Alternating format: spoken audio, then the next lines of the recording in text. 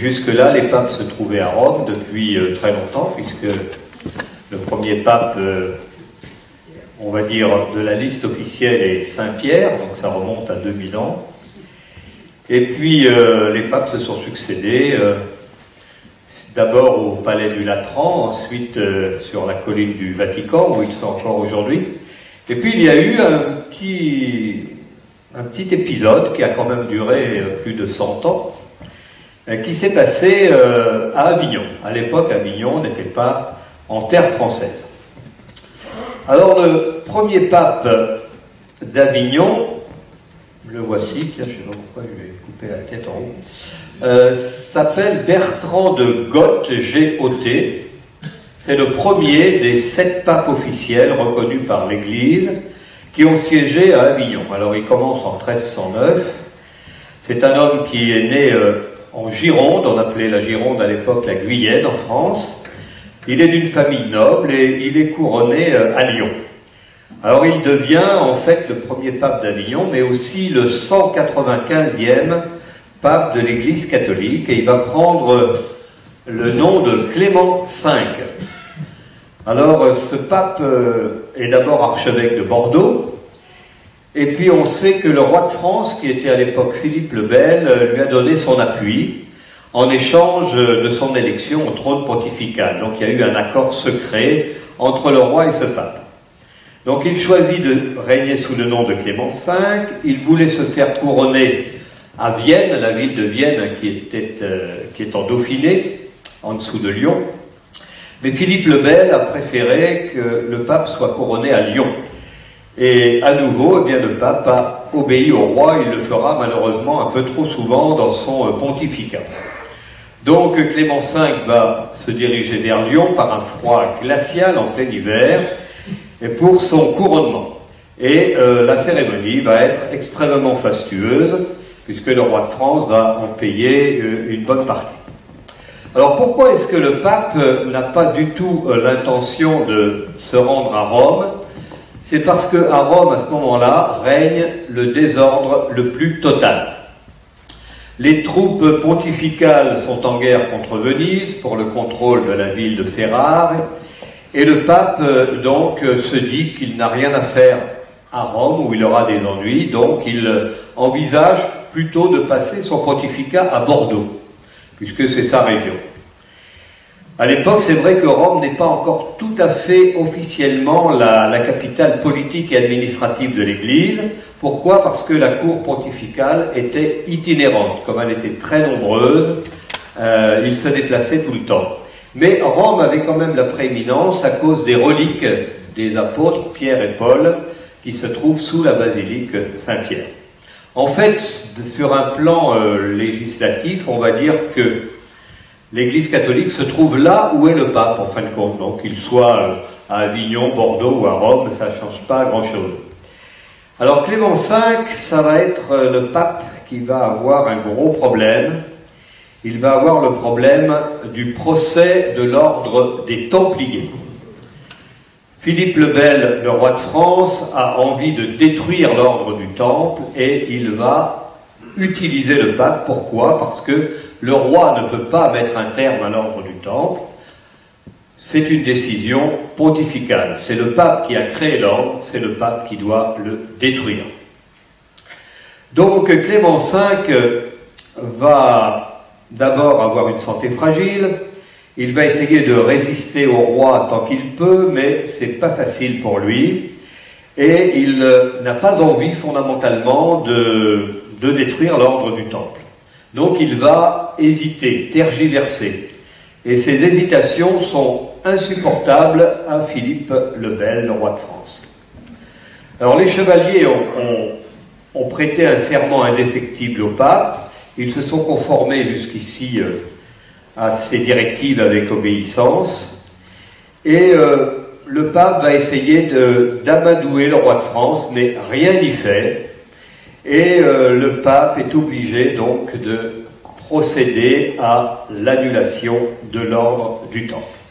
Et il va s'installer sur ses entrefaites à Avignon. Pourquoi? Pour s'éloigner le plus possible du roi de France. À cette époque-là, Avignon est sur une terre qui appartient à l'Empire germanique, et le comtat venessin, qui est juste à côté, est une terre pontificale. Avignon appartient en fait au comte de Provence, qui est le roi de Naples.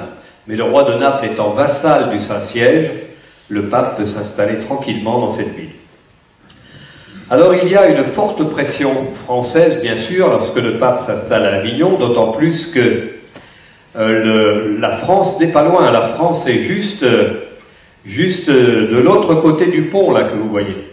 Vers vous, c'est le comtat venessin, et de l'autre côté, c'est la France. Il y a juste la largeur du Rhône. Alors évidemment, le roi de France n'est pas loin, et il fait construire, juste en face d'Avignon, une tour qu'on appelle la tour Philippe le Bel, que l'on peut encore voir aujourd'hui. Personne ne se doute à cet instant que le pape qui vient de s'installer à Avignon va être le premier d'une série assez importante, puisque pendant plus d'un siècle, 7 papes officiels vont s'y succéder, plus 2 papes qu'on va appeler des antipapes, parce qu'il y aura des troubles importants à la fin.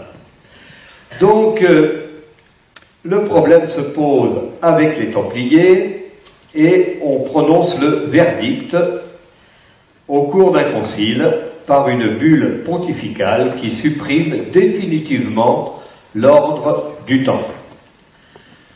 Ce qui n'était pas prévu par le roi de France, et ça c'est un petit piège que lui a tendu le pape, c'est que le roi de France pensait récupérer tous les biens de l'ordre du Temple, mais le pape a tout prévu et il donne tous les biens à l'ordre de Saint-Jean, dont vous voyez ici un chevalier qui est plus ancien que l'ordre du Temple. Donc les chevaliers de Saint-Jean vont récupérer tous les biens du Temple et le roi de France n'aura rien. Alors évidemment, il n'est pas très content, comme vous pouvez l'imaginer, il n'apprécie pas du tout la ruse du pape.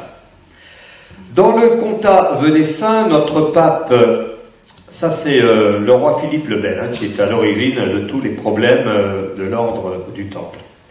Dans le comtat venessin, le pape Clément V est au plus mal, et il est atteint probablement d'un cancer de l'intestin, et ses médecins, alors il y a des médecines assez drôles à l'époque, on lui fait ingurgiter des émeraudes pilées, pensant que ça va lui faire du bien aux intestins.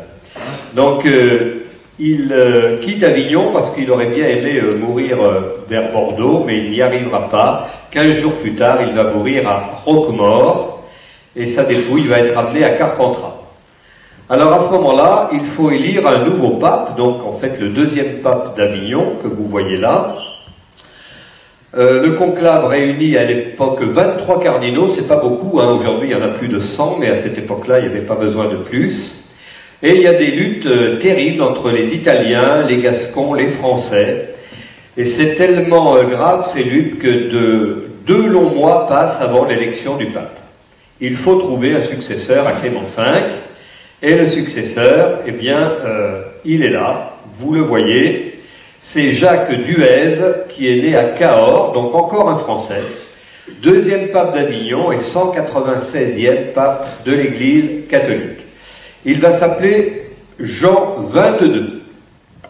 Alors Jean XXII, on l'a nommé parce que il faut un pape de transition. Comme personne n'est d'accord, on se dit, on va nommer un vieux, il a 72 ans, à l'époque 72 ans c'est très vieux, et on se dit, il ne va pas durer bien longtemps, comme ça nous laisse le temps de réfléchir pour nommer le suivant. Manque de chance, Jean XXII arrive à 72 ans sur le siège pontifical, et il va mourir à 90 ans. Ça veut dire qu'il va avoir 18 ans de règne, ce sera le plus long règne des papes d'Avignon, pour un pape que l'on voulait rapide, expéditif, c'est pas du tout le cas. Alors il n'est pas italien, il n'est pas gascon, il est français. Jusque-là, il avait un rôle politique effacé, c'est un homme extrêmement discret. Il est de petite taille, il a l'air malade, c'est pour ça d'ailleurs qu'on l'a nommé. Et sa voix est très fluette, enfin bref, c'est pas quelqu'un qui a une aura formidable. Et on le couronne quand même à Lyon. Et il rejoint tout de suite Avignon. Il a compris que Avignon est le meilleur endroit pour la papauté à cette époque.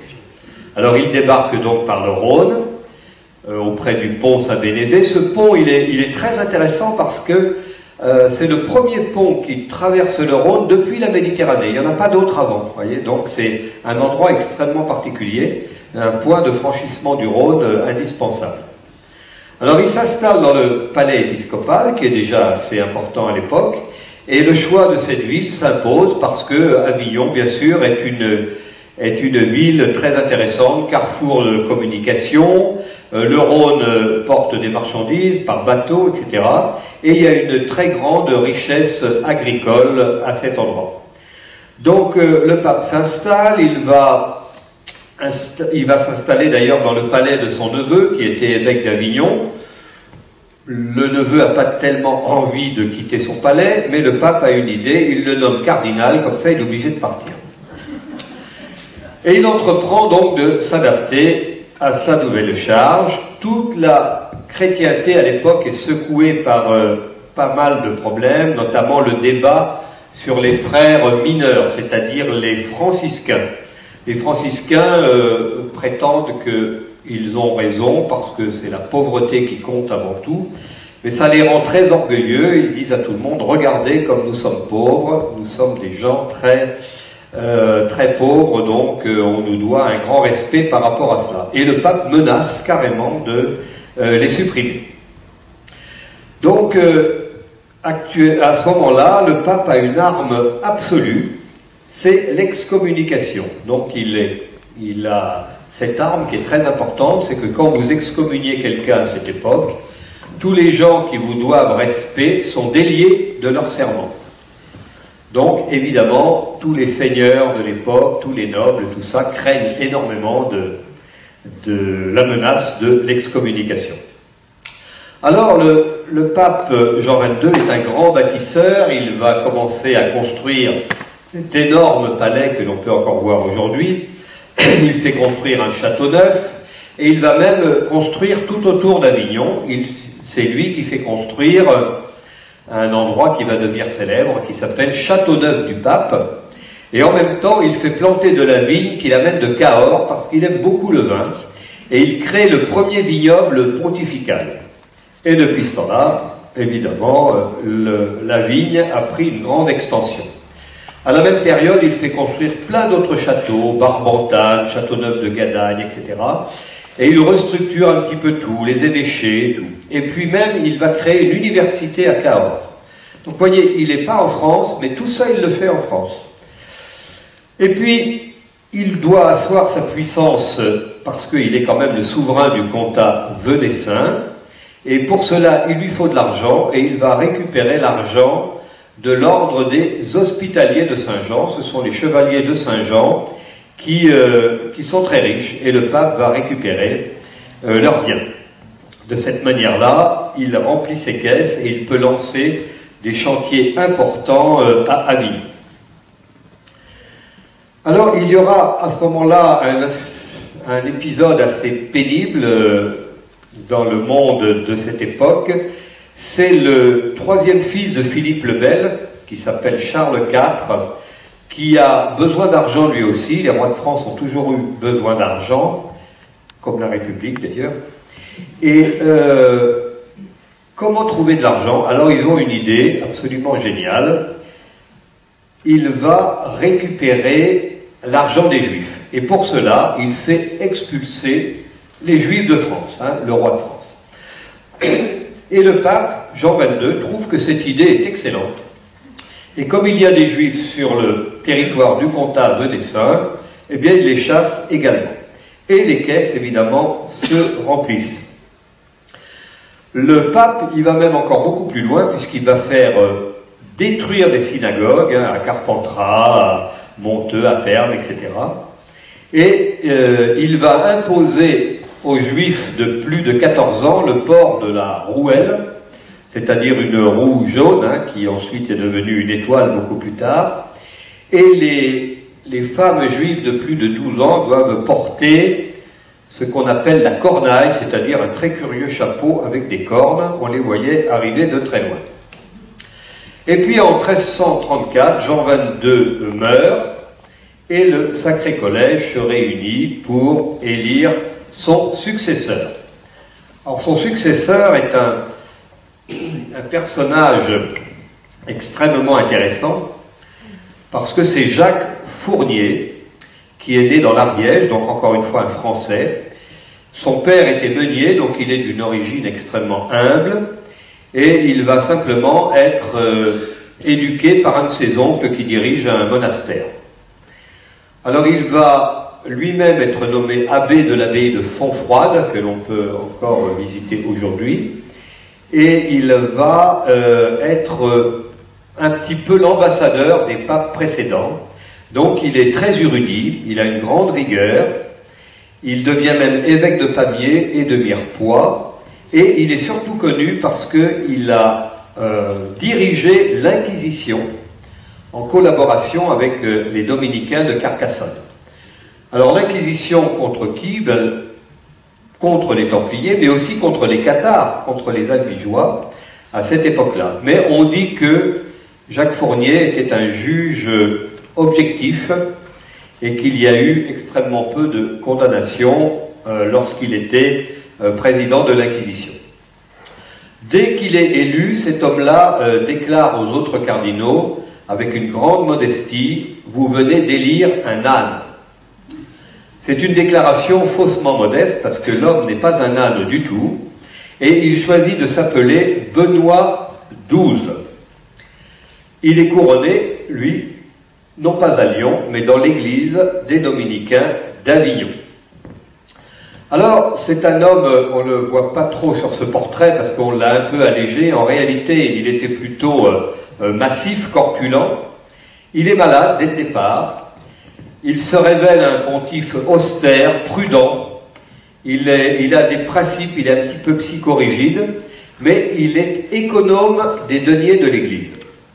Alors il va s'appliquer à réformer l'Église, il va être attentif à la distribution de l'argent, des bénéfices ecclésiastiques, et surtout, il refuse tout népotisme. Alors le népotisme, c'était la grande maladie des papes de l'époque, hein, ça vient de neveu, c'est-à-dire que les papes nommaient leur neveu cardinal, etc. Des fois ils avaient 14 ans, hein, et on leur reprochait beaucoup. Alors ce pape-là n'apprécie pas du tout, à Benoît XII, n'apprécie pas du tout le népotisme, et il ne distribue les avantages que vraiment lorsqu'il y en a besoin.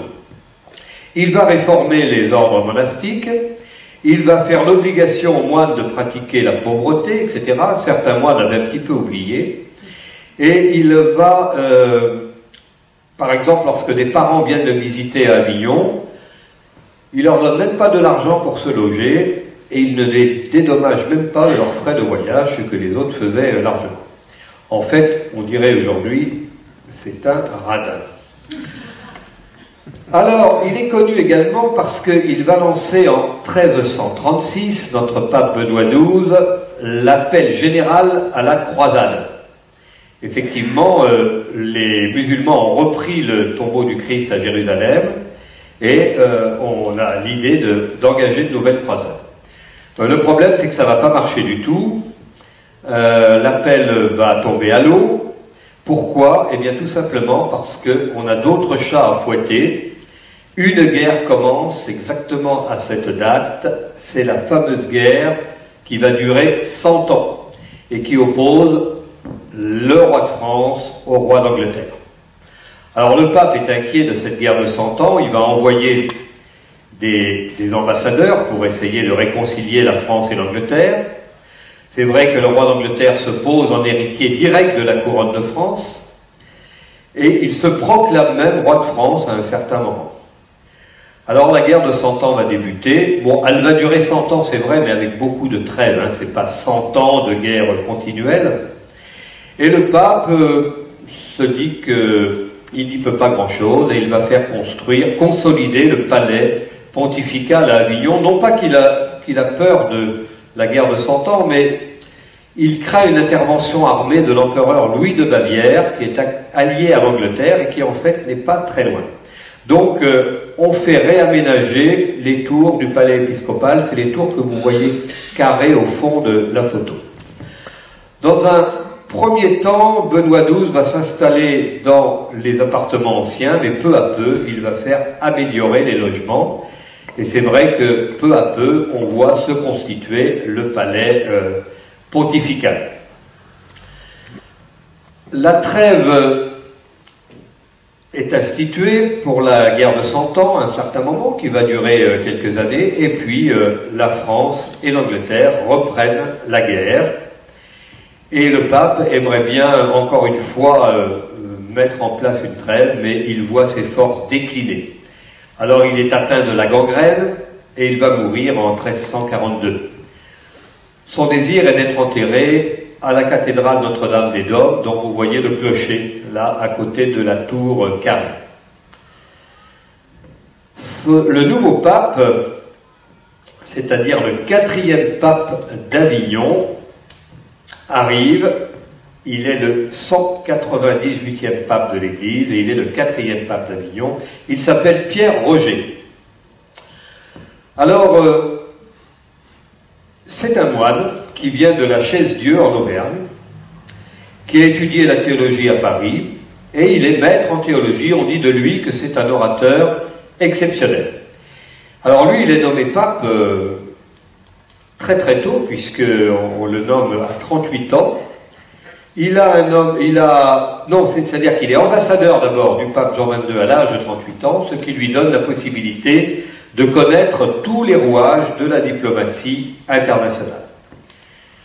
Et lorsqu'il est élu pape, il va prendre le nom de Clément VI. Alors lui, il n'est pas modeste, il dit que ses prédécesseurs étaient des gens bien, et qui n'ont pas su être pape, et que lui, il va savoir. Alors, il n'aime pas l'ascétisme de son prédécesseur Benoît XII, il va multiplier les constructions de luxe, les salons, les appartements somptueux, etc., au point que on va l'appeler Clément VI le Magnifique. Et il va le démontrer dès le jour de son couronnement, puisqu'il va inviter des milliers de personnes pour assister à son sacre. Alors il va ordonner le chantier d'un nouveau palais, et il va recevoir très tôt une ambassade italienne qui lui demande de revenir à Rome. Mais à Rome, la situation est loin d'être stabilisée et le pape n'a pas très envie de rentrer dans la ville éternelle.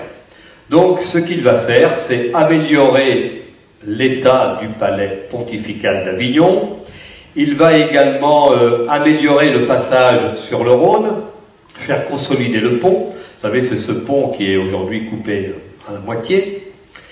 Et puis, il va demander aux fidèles de remplir un peu sa caisse pour tous ses travaux. Alors, il va évidemment lui aussi être mêlé à la guerre de 100 ans. Il va y avoir une bataille très, très célèbre à ce moment-là. C'est en 1346. C'est la bataille de Crécy. C'est là que les archers anglais vont faire un carnage des chevaliers français, cuirassés lourdement mais indisciplinés, et cette bataille de Crécy sera une horreur pour le royaume de France. À Avignon, Crécy est loin, on ne se rend pas vraiment compte du désastre que ça représente militairement, diplomatiquement. Et il y a encore un problème beaucoup plus grave qui arrive à cette époque-là, c'est la peste. La peste qui arrive en Méditerranée par les bateaux, à Marseille, sur toutes les villes de la côte. Et cette peste, elle sévit depuis longtemps sur les bords de la mer Noire, en Crimée, et elle est apportée chez nous par les navires de commerce. L'épidémie va s'étendre sur toute la Provence et le Languedoc. Alors on ne sait pas trop d'où vient cette maladie, à l'époque on n'est pas très calé là-dedans, et on pense que ce sont les Juifs qui sont responsables de l'épidémie. Donc évidemment, on va les massacrer, les brûler, etc., de manière à ce que tout le monde retrouve une bonne santé. Ce n'est pas nécessairement le bon moyen. Alors, au point que Clément VI s'inquiète quand même de cette flambée de haine contre les Juifs, et il va prendre des décisions. On obligeait même, pour que la peste s'arrête, on obligeait les Juifs à être baptisés. Hein. Et alors Clément VII dit que c'est stupide et il va condamner les persécutions et il va prendre les Juifs sous sa protection à cette époque-là. On les appellera les Juifs du pape et cette protection durera à travers les décennies.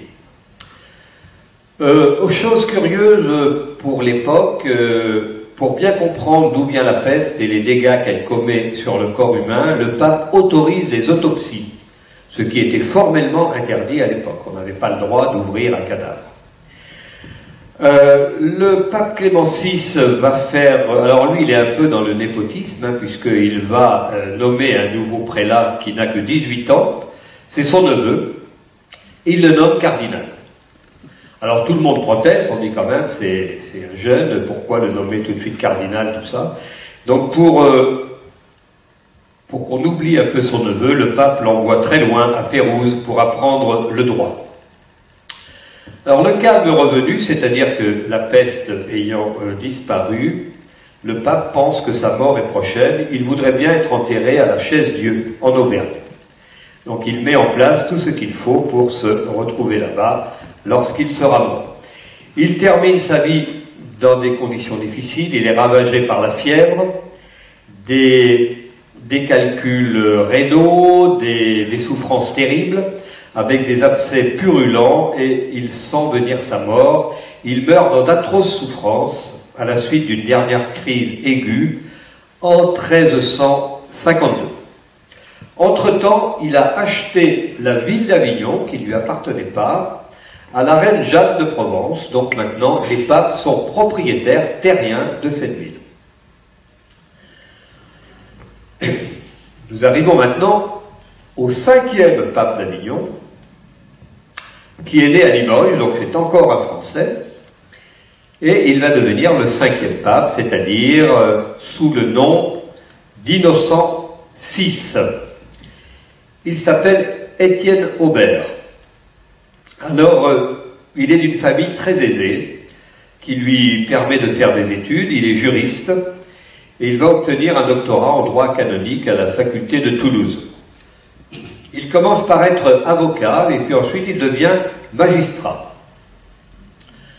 Alors Innocent VI va mener une politique d'économie après les fastes de son prédécesseur, hein, Clément VI le Magnifique. Celui-là va être un petit peu plus regardant sur les cordons de la bourse de la cour pontificale. Il cherche à lever des taxes en France, mais le roi de France n'a pas d'argent, parce que la guerre de 100 ans l'a appauvri. Il essaye de récupérer de l'argent auprès des Anglais, c'est pas possible. Il se tourne vers l'Allemagne, mais en Allemagne, il y a un peu plus d'argent, donc on va lui en donner. Alors il est réformateur, ce pape, Innocent VI. Il va encore une fois réformer les ordres religieux. Les ordres religieux essayent sans cesse de sortir de leurs règles, hein, et chaque pape est obligé de reprendre un peu les choses en main. Alors il va recourir à la force, emprisonner, condamner au bûcher même les religieux récalcitrants. Et lui, il pense à revenir à Rome. Donc il va envoyer un archevêque, c'est l'archevêque de Tolède, il va l'envoyer en Italie pour voir dans quel état sont les états pontificaux, est-ce qu'il est possible de les pacifier. Et cet archevêque de Tolède, eh bien, réussit à remettre un peu d'ordre dans les états pontificaux, et Innocent VI se pose de plus en plus la question d'un retour à Rome. En attendant, il fait quand même agrandir le palais d'Avignon. On dit qu'il est lettré, très cultivé. On dit que ses mœurs sont tout à fait convenables, ce qui n'était pas nécessairement le cas de tous les papes à l'époque. Et il est très économe dans sa maison. Alors les malheurs de la France excitent sa sensibilité à l'époque. Il est français, il se sent concerné. Et surtout, ce qui pose problème à l'époque, c'est ce qu'on appelle les grandes compagnies. Alors les grandes compagnies, ce sont des soldats qui ont été un peu, on dirait, démobilisés de la guerre de 100 ans, qui n'ont plus d'emploi, ils sont au chômage en quelque sorte, et ils traînent sur les routes de France, d'Italie et d'ailleurs, et ils pillent tout ce qui se trouve sur leur chemin. C'est pourquoi le pape Innocent VI va faire fortifier la ville d'une manière extrêmement solide, avec des remparts très hauts, comme vous voyez là, de manière à résister à une éventuelle attaque des grandes compagnies. C'est vrai qu'ils ne sont pas loin, ces soldats, ils sont déjà à Pont-Saint-Esprit, à une ville qui est à 50 km d'Avignon, et le pape, qui a très peur de voir arriver ces envahisseurs, va négocier leur départ à prix d'or. Innocent VI va mourir le 12 septembre 1362 à Avignon, et ses obsèques vont être célébrées avec un grand faste, beaucoup plus d'ailleurs que son prédécesseur. Les obsèques des papes à l'époque durent 9 jours. On expose le corps pendant plusieurs jours dans la grande chapelle du Palais des Papes. Le tombeau de ce pape, Innocent VI, est encore visible aujourd'hui dans la chartreuse de Villeneuve-les-Avignon, qui est juste en face d'Avignon, mais de l'autre côté du Rhône. Et le tombeau est magnifique, on peut le voir encore aujourd'hui. Voilà une image qui représente ces soldats des grandes compagnies. Alors ce sont, on dirait, des gens de sacs et de cordes qui ne pensent qu'au pillage, puisque que feraient-ils d'autre? Ils ont fait la guerre jusqu'à maintenant et ils ne voient pas pourquoi ils s'arrêteraient en si bon chemin. Le 6e pape d'Avignon, qui est en même temps le 200e pape de l'Église catholique, s'appelle Guillaume Grimoald. Il va prendre le nom d'Urbain V. Il est originaire des pays de la Languedoc, donc le Languedoc actuel, donc c'est encore un Français. Et lui, il commence à vivre pas très loin de la vallée du Rhône avant de devenir pape, parce que son oncle était prieur de la chartreuse de Bompas, qui est tout près d'Avignon. Donc il connaît bien la région. Alors lui, par contre, et ça c'est assez curieux, mais c'est arrivé plusieurs fois dans l'histoire des papes, il n'est ni évêque ni cardinal. Il est quand même religieux, mais vraiment au plus bas niveau. Donc en fait, il n'a rien à voir avec toutes les querelles politiques de l'époque, il n'a pas du tout participé à haut niveau à tous ces problèmes diplomatiques, donc il arrive un petit peu vierge de tout passé embarrassant. En plus, cet homme sera le seul pape de la lignée d'Avignon qui aura reçu le titre de bienheureux. Bienheureux, c'est l'état qui est juste avant la sainteté, vous voyez. Donc il n'y en aura qu'un dans toute la lignée d'Avignon, ce sera lui, Urbain V. Alors on dit que c'est un enfant très brillant qui a fait des études extrêmement sérieuses, mais dans un cadre monastique. Et le conclave va les lire vraiment à l'unanimité. Alors il est considéré comme un des premiers papes humanistes, parce qu'il est très attaché à la nature. On dirait aujourd'hui qu'il est écologiste, mais il l'est vraiment. Et Avignon ne lui plaît pas, parce qu'il trouve qu'il n'y a pas assez d'arbres. Il dit d'ailleurs, je n'ai même pas un bout de jardin pour voir grandir quelques arbres fruitiers, manger ma salade et cueillir mon raisin. Alors il n'a qu'une chose à faire, il entreprend de coûteux travaux d'extension des jardins, il va installer tout cela autour du palais qu'il fait en même temps consolider. Les jardins que l'on peut voir encore aujourd'hui, d'ailleurs, s'appellent toujours le jardin d'Urbain V. Le mois de janvier 1364 est un mois très très froid, le Rhône est pris par la glace. Les charrettes lourdement chargées peuvent traverser le Rhône sur la glace. Ce n'est pas les hivers d'aujourd'hui. Et ces grandes gelées vont détruire totalement les oliviers, les vignes, pas de récolte d'olives, pas de vin. Et en plus de ça, le sirocco se met à souffler à l'arrivée de l'été, et d'énormes nuages de sauterelles envahissent la Provence, l'Italie. Et le nuage était si grand, écrivent les historiens de l'époque, que le ciel était obscurci et que les insectes ont dévasté la totalité des céréales et des vignes. Alors évidemment, c'est une catastrophe considérable. Et en plus, pour tout arranger, la peste s'abat à nouveau sur Avignon. Alors Urbain V ne peut pas rester dans la ville, il risque trop bien sûr, hein, il risque d'attraper cette maladie, et il se réfugie à Carpentras, et à Carpentras il en profite pour faire accélérer les travaux de fortification de la ville pour être protégé. Évidemment, le Carpentras est dans le comtat venessin et Carpentras est menacé par les grandes compagnies qui continuent à sévir.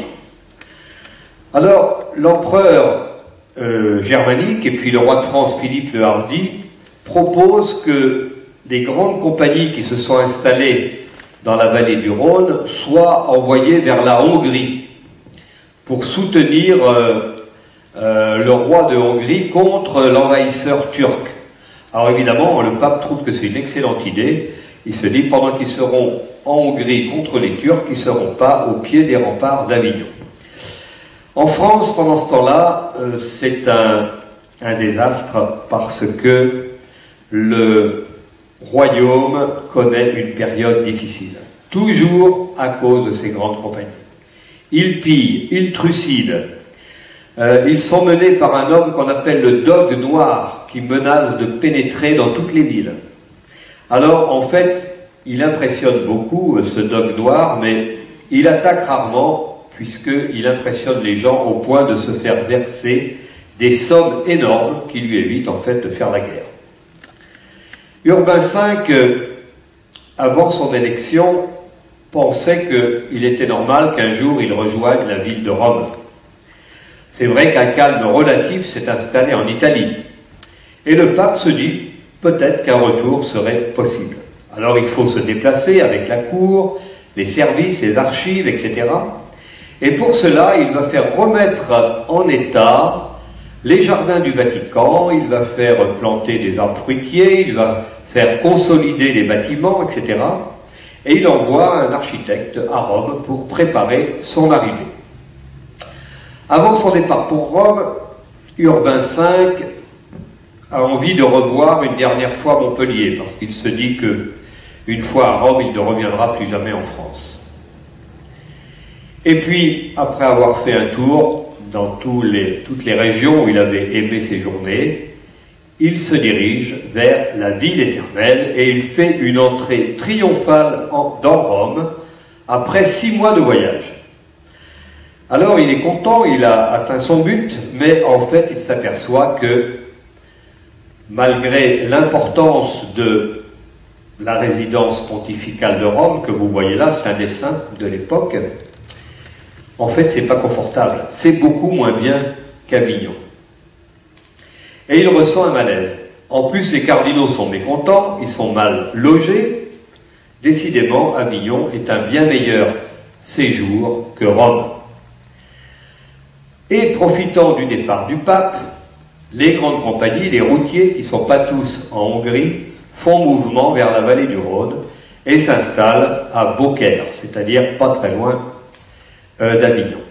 Et l'affaire est jugée très grave, au point que Urbain V, depuis Rome, excommunie tous les routiers et tous ceux qui apporteraient leur aide. Alors on dit que leur chef, qui est maintenant un certain Bertrand du Guesclin, qui a laissé une trace importante dans l'histoire de France, on dit que ce Bertrand du Guesclin a restructuré toutes les grandes compagnies et qu'il se prépare carrément à la guerre. Alors il pénètre en Provence, il met le siège devant Tarascon, et puis il commence à menacer Avignon. Mais il va y avoir des négociations assez serrées qui vont détourner les soldats de la cité pontificale. Lorsque Urbain V meurt, il meurt à Rome, mais le conclave se réunit à Avignon, parce qu'on considère que le pape, en fait, devrait résider à Avignon.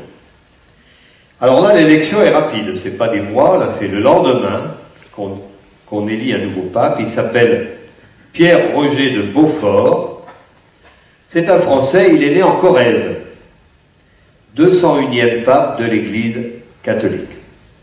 Alors lui, c'est grave, il n'est même pas prêtre. C'était possible à l'époque, hein. Il n'est même pas prêtre, donc il faut déjà l'ordonner prêtre, il faut ensuite le consacrer évêque, Et puis il faut le couronner pape, on fait tout ça en 3 jours. Et il choisit de s'appeler Grégoire XI. Alors cet homme est très habile. Il a de grandes qualités morales, par contre il a une constitution physique assez fragile. C'est un amateur de tout ce qui est culture, il aime la compagnie des livres, il est cultivé, c'est un amateur éclairé dans tous les domaines de l'art, et il collectionne des manuscrits précieux. Il a une bibliothèque absolument fantastique. En plus, c'est un très grand diplomate, et ça tombe bien parce qu'il y a énormément de négociations à entreprendre à cette époque-là. Il va donc réformer l'Église, il va réformer les ordres de chevalerie hospitalière, parce qu'en fait on a détruit simplement l'ordre du Temple, mais il reste encore tous les autres ordres de chevalerie. On va réformer encore une fois l'ordre des Dominicains, pour au moins la 5e fois, et il va également porter remède à la recrudescence des hérésies, et il va relancer l'Inquisition pour poursuivre les hérétiques. Dès son accession au trône, il va tenter de réconcilier les rois de France et d'Angleterre, mais il ne va pas y parvenir. Par contre, il va pacifier énormément d'endroits, la Castille, l'Aragon, la Navarre, la Sicile, et Naples, tout ça. Tous ces pays-là vont connaître la paix grâce au pape. Et il va également essayer de réunir les églises grecques et romaines, puisqu'il y a eu le grand schisme d'Orient. Rome s'est séparée de Constantinople. C'est-à-dire que c'est créé à ce moment-là l'église qu'on appelle aujourd'hui l'église orthodoxe. Et il va également réformer le clergé. Donc c'est un grand réformateur, ce pape. Sa grande culture l'aide évidemment à prendre des décisions extrêmement intelligentes. Et il est installé à Avignon, mais il a envie de rentrer à Rome.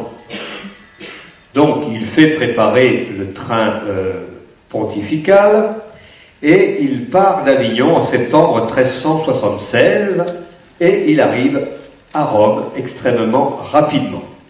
Alors il est entouré de soldats parce que la situation à Rome n'est pas très bonne et il arrive en Italie et il va soumettre d'abord la ville de Florence qui est contre lui et les États pontificaux qui ont presque repris leur indépendance. Et il va y avoir d'énormes émeutes à Rome qui conduisent le pape à se retirer de Rome jusqu'à Anagni vers la fin du mois de mai 1377. Il reviendra ensuite à Rome, mais ça ne va toujours pas mieux. Alors il se sent menacé. Il décide de revenir à Avignon. Mais en fait, il n'en aura pas le temps, parce qu'il va mourir à Rome. Il avait souhaité être enterré dans l'abbaye de la Chaise-Dieu, lui aussi en Auvergne, mais les Romains n'acceptent pas de laisser le corps quitter la ville éternelle, donc Grégoire XI sera enterré à Rome. On peut encore voir aujourd'hui son monument funéraire dans la basilique Santa Maria Nova. À partir de ce moment-là, les choses vont se compliquer. Le conclave du Vatican, qui a lieu après la mort de Grégoire XI,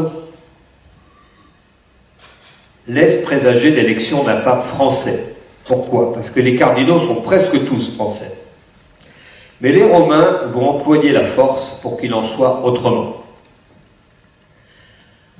Menacés de mort par la foule, les cardinaux se réunissent sur la colline du Vatican, dans le palais pontifical. Et ils élisent un homme qui est l'archevêque de Bari, qui s'appelle Barthélemy Prignano, que vous voyez là, et qui prend le nom d'Urbain VI. Mais Urbain VI est un homme provoquant, violent. Il a une attitude même insultante, au point que les 13 cardinaux qui ont procédé à son élection déclarent la nullité de cette élection, ce qui est un événement sans précédent. Ils disent qu'en fait le pape a obtenu son élection par la force. Et alors les cardinaux élisent un nouveau pape, Robert de Genève, qui entre en Avignon en juin 1379 et qui prend le nom de Clément VII. La chrétienté, à ce moment-là, a donc deux papes. Un à Rome et un autre en Avignon. Ce n'est pas deux papes comme aujourd'hui, avec un pape émérite et un en poste. Là, c'est vraiment deux papes qui prétendent chacun être le chef de l'Église catholique. Alors, Clément VII, qui vient d'être élu en second, reprend le train fastueux que les papes avaient dans la cour d'Avignon. Il renoue avec les traditions brillantes. Le palais, à ce moment-là, tel que vous le voyez là, est absolument magnifique.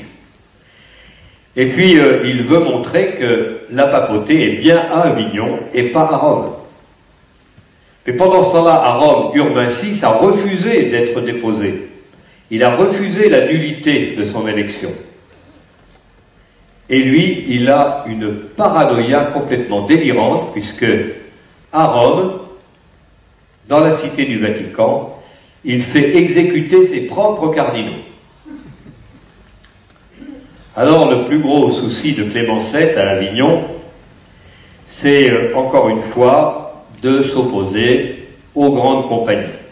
On a un peu oublié dans l'histoire de France l'énorme importance de ces problèmes qui ont secoué le pays avec tous ces soldats là, qui traînaient sur les routes et qui pillaient sans arrêt. À Avignon, le pape Clément VII meurt et on élit un autre pape, toujours dans la cité d'Avignon. Et cette fois-ci, ce n'est plus un Français, c'est un Espagnol. Il est né au royaume d'Aragon. Il s'appelle Pedro Martínez de Luna. Alors on le considère aujourd'hui comme antipape du point de vue catholique, c'est-à-dire qu'on part du principe qu'il n'a pas de légitimité. Il est élu d'une famille noble d'Aragon, c'est un juriste lui aussi, et il a dans son camp pas mal d'alliés. Déjà, il a la France, la Castille, l'Aragon, le Portugal, les Corses, la Bretagne, le royaume de Chypre, la Savoie, tout ça. Donc tous ces gens-là sont avec lui, tous ces pays, et tous ces pays-là contestent la légitimité du pape de Rome. Ils ne reconnaissent que le pape d'Avignon, qui d'ailleurs a été légalement et validement élu. Alors, ce pape est un bon pape, en fin de compte, Benoît XIII. Il va remettre les finances d'Avignon en ordre. Le problème, c'est qu'il va prendre de l'argent aux cardinaux et aux prélats de haut rang, alors il se les met un peu à dos quand même. Et puis, il va essayer également de remettre de l'ordre, il va y arriver dans les pays flamands, parce qu'il y a pas mal de problèmes là-bas, et puis surtout, il est soucieux de mettre un terme au schisme qui secoue l'Église catholique. Un pape à Rome, un pape à Avignon, ce n'est pas possible. Donc après plusieurs mois de délibération, il y a une université qui va présenter trois solutions. Il y a une première voie qui est la voie du compromis. Par exemple, on demande aux deux papes de mettre fin eux-mêmes au schisme, par exemple par la démission. Et puis il y a la voie de cession qui consiste à ce que l'un se démette au profit d'un autre. Et puis il y a une troisième possibilité, c'est un concile qui pourrait mettre un terme au problème. Alors Benoît XIII, que vous voyez là, refuse toutes les options. Il dit que c'est lui, vous voyez Pedro de Luna, il a mis une lune sur ses armoiries. Il se considère comme étant le seul pape légitime et il refuse tout compromis. Et en fait, sur le fond, sur un principe légal, il a parfaitement raison. Et il s'enferme dans le palais pontifical d'Avignon, où une coalition vient l'assiéger. Alors ces soldats de la coalition pénètrent dans l'enceinte du palais, remontent par les égouts jusqu'aux cuisines et pénètrent dans le palais pontifical. Les troupes fidèles du pape Benoît XIII vont repousser les assaillants en leur jetant des pierres, des fagots enflammés dans les souterrains. et ils arrivent à les jeter dehors. Et après 3 mois de combats intenses, le siège d'Avignon va s'éterniser. On va faire un blocus total du palais d'Avignon. On garde les issues. En fait, le pape est en prison dans son propre palais, en réalité. Mais il va quand même réussir à tromper la vigilance des soldats qui assiègent le palais pontifical. Enfin, le siège va quand même durer 5 ans. Et il parvient à échapper aux assaillants pour se réfugier chez le comte de Provence, Louis II d'Anjou, à Château-Renard. Le comte de Provence soutient le pape depuis le début. Alors maintenant, il faut trouver une solution à ce problème qui secoue l'Église. 2 papes, c'est pas possible, il y en a un de trop. On va donc créer à Perpignan un concile convoqué par Benoît XIII, le pape d'Avignon, pour chercher une solution. Alors les réunions vont se succéder, et puis on va faire venir des religieux de toute l'Europe. Plus de 500 religieux vont venir de partout, des cardinaux, des patriarches, des archevêques, etc. Et alors l'Assemblée finit par produire un avis d'abdication. On décide que Grégoire XII à Rome et Benoît XIII à Avignon doivent abdiquer en même temps. Benoît XIII à Avignon refuse une nouvelle fois cette décision. Il se considère comme le seul pape légitime.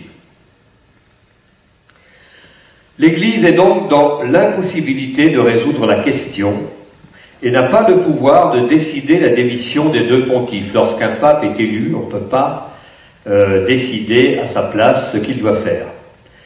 Alors certains cardinaux font connaître par lettre leur volonté de convoquer un nouveau concile.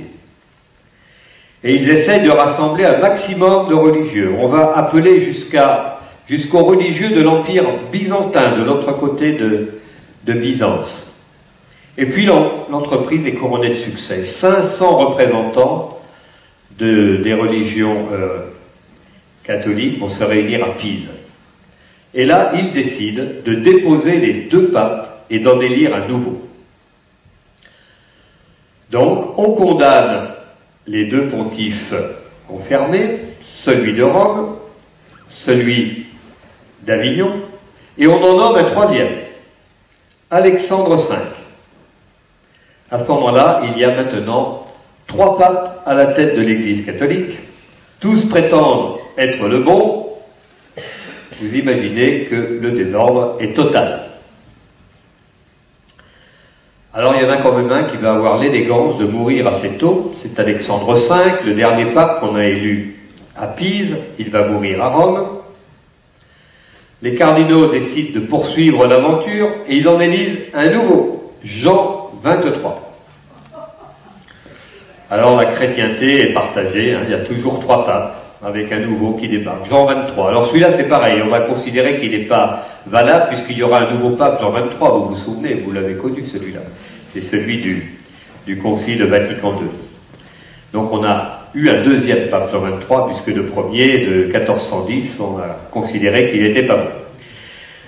Donc Jean XXIII, à l'époque, bien, il a quand même des alliés. Il a la France, l'Angleterre, la Pologne, la Hongrie, etc. Et puis il y a encore Grégoire XII, qui lui est soutenu par les Italiens. Enfin, c'est vraiment très compliqué. Et puis Jean XXIII, qui se comporte très mal, va être chassé de Rome par le roi de Naples et de Hongrie, qui s'appelle Ladislas. Et ce Jean XXIII se met sous la protection de l'empereur germanique. Et alors, qu'est-ce qu'il fait? Il convoque un nouveau concile, mais cette fois-ci en Allemagne, à Constance. Là, il y a un risque. C'est qu'on ait un 4e pape. Alors, lors de ce concile va être résolu quand même le problème de ce qu'on peut appeler la tricéphalie de l'Église. 3 papes, c'est quand même 2 de trop, hein, vous l'imaginez bien. Et la ville de Constance va donner existence à tous ces conseils, ces réunions, etc., pour trouver une solution. Alors ça va être formidable pour la ville, parce que comme ça va durer plusieurs années, la ville va plus que quadrupler de population et va devenir extrêmement prospère d'un point de vue économique. Et alors là, on prend une décision assez étonnante.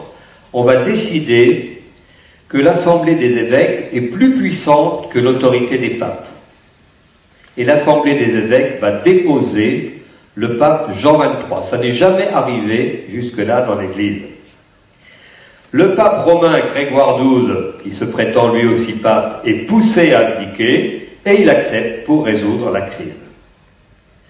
Et là, il en reste un qui s'accroche vraiment fortement, c'est Benoît XIII, Pedro de Luna, qui lui est toujours en Provence et refuse toujours d'abdiquer, mais il est vrai qu'il est régulièrement élu, on ne peut pas dire le contraire. Seulement, comme 2 papes ont disparu, on en nomme un nouveau, Martin V.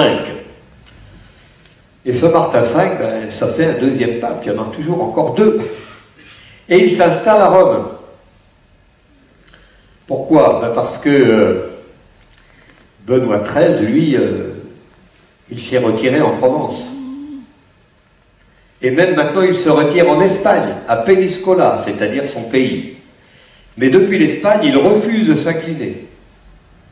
Il refuse de démissionner.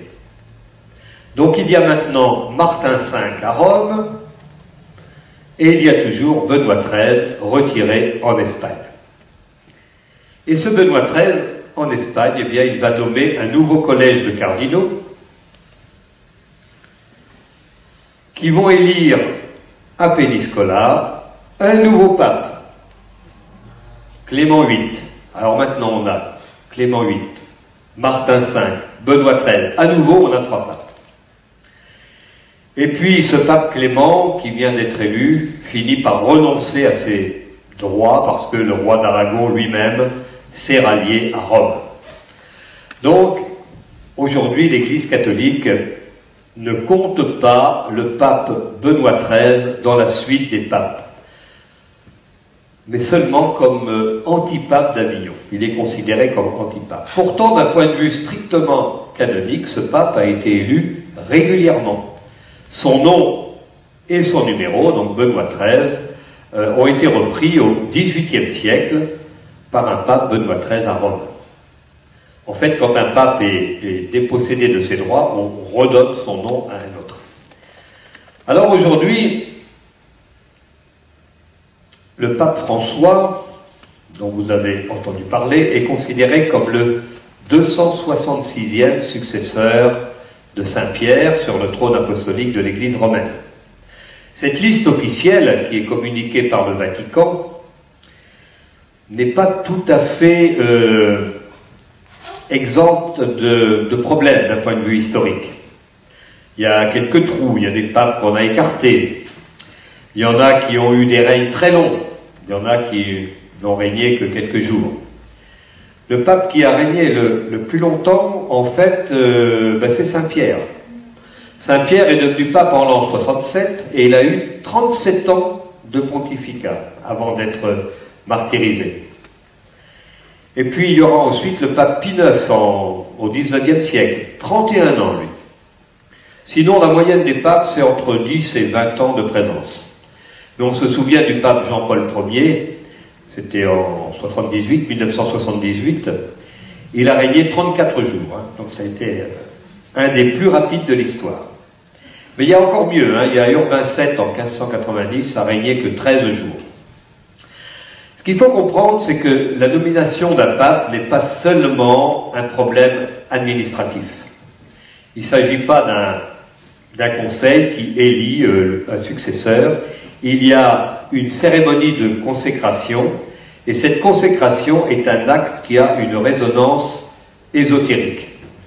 Ça veut dire que ce pape Benoît XIII retiré en Espagne, qui a disparu, en fait a une parfaite légitimité historique. Il a été écarté de la liste des papes, mais sa succession était parfaitement valide.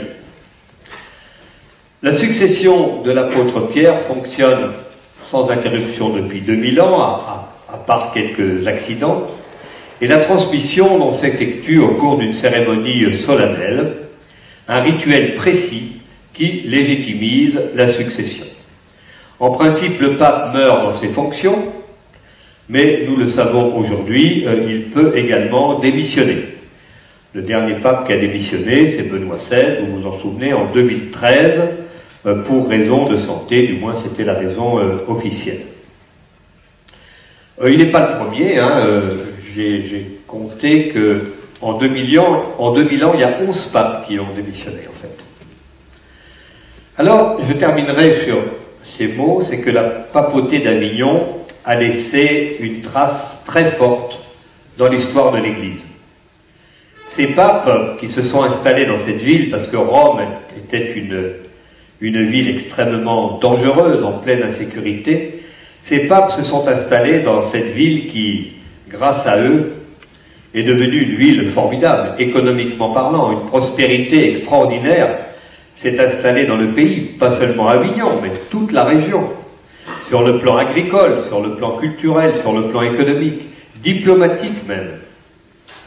Et puis, peu à peu, on a fini par oublier le palais des papes et la ville, qui a commencé à tomber un petit peu en ruine. Et il a fallu attendre Napoléon III, avec son ministre de la Culture, le premier ministre de la Culture français, Prosper Mérimée, l'écrivain. C'est lui qui a eu envie de restaurer le palais des papes à Avignon. Et il a fait appel à l'architecte Viollet-le-Duc, hein, celui qui a restauré tous les grands monuments, comme Carcassonne par exemple, etc. Et alors ils ont réussi à relever donc le palais des papes d'Avignon. Comme on peut le voir aujourd'hui, c'est absolument magnifique. Et le palais des papes d'Avignon doit être considéré comme la plus monumentale construction gothique d'Europe. Et grâce à l'architecte Viollet-le-Duc, eh bien, on peut dire que cette cité surgit intacte du Moyen-Âge. Je vous remercie de votre attention.